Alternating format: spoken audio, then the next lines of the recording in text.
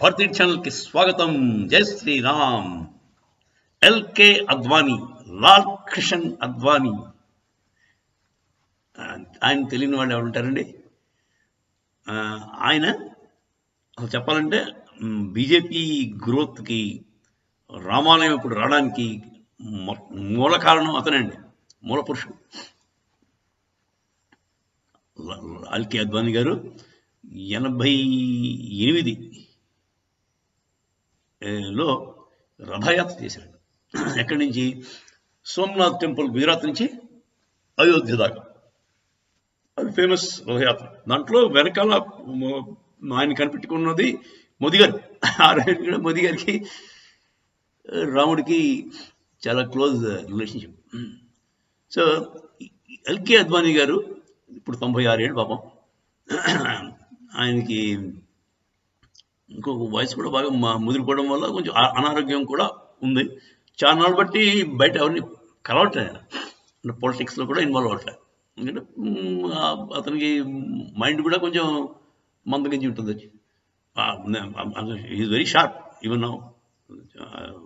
కొంచెం old age వల్ల ఎక్కువసేపు పడుకోవడం అలాంటి ఉంటాయి కదా, అదండి. సో ఆయన దగ్గరికి మన 22వ తారీఖు కార్యక్రమం తాలూకు ఇనాగ్రేషన్ గురించి ఇన్విటేషన్ వెళ్ళింది. చంపక్ రాయ్ గారు వెళ్ళారు, పర్సనల్గా పిలిచారు. పిలిస్తే ఏం చెప్పాడు? అయ్యా మేము పిలిచాం కానీ మీరు చలిగా, ఎక్కువ చలిగా ఉంది ఇప్పుడు, మీరు కొంచెం తట్టుకోగలరో లేదో ఆలోచించుకుని రాకపోతేనే బెటరు అన్నట్టుగా మాట్లాడు. అంటే ఓకే నువ్వని చెప్తాను చేద్దాంలే అన్నాడు. కానీ ఆయన మొహం మొండండి. ఎల్కే అద్వానీ గారు వెరీ స్ట్రాంగ్ మ్యాన్. ఆయన ఏమనుకుంటే అదే చేస్తాడు. సరే, ఇది అయిపోయింది.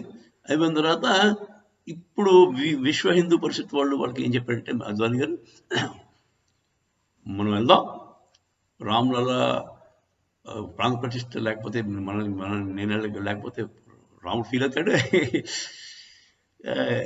అలా అనలేదు. రాములల్లా గురించి తపన పడింది చాలా అతను ఎక్కువ, అందుచేత గ్యారంటీగా వెళ్దాం అని చెప్పి అన్నారు. సో ఎట్టకాలకి ఎల్కే అద్వానీ గారు వస్తారని సంకేతాలు వస్తున్నాయి. అంటే ఆ రోజు పాపం అతని హెల్త్ బాగుండంటే వచ్చేస్తారు, ఏమాత్రం ఓపిక ఉన్నా వచ్చేస్తారు. మహా గట్టి, అంటే మానసికంగా మహాబలమైన మనిషి. ఇప్పుడు ఏజ్ అయితే పోయింది కానీ మైండ్ చాలా స్ట్రాంగ్. సో ఆయన వస్తారనుకునే ఆశిద్దాం. తర్వాత ఇంకోటి అన్నాడు, రాముల వారు మోదీ చేత గుడి కట్టించుకుంటున్నారు, మోదీకి అవకాశం ఇచ్చారు అని. మోదీ అతని శిష్యుడండి అని కొంచెం మోదీ మీద అభిమానంతో, రాముడి మీద అభిమానంతో కూడా ఆ మాట అన్నారు. అదండి. సో అందరూ ఏదో మోదీకి అతనికి పడదు అంటారు కానీ అది కరెక్ట్ కాదు. సో అంటే 22వ తారీఖు రోజున మోదీ గారు, అద్వానీ గారు అందరూ కలిసి రాముల వారికి పూజలు చేసి ప్రాణ ప్రతిష్ఠ చేస్తారు. అదండి విషయం. ఇవాళ జై శ్రీరామ్.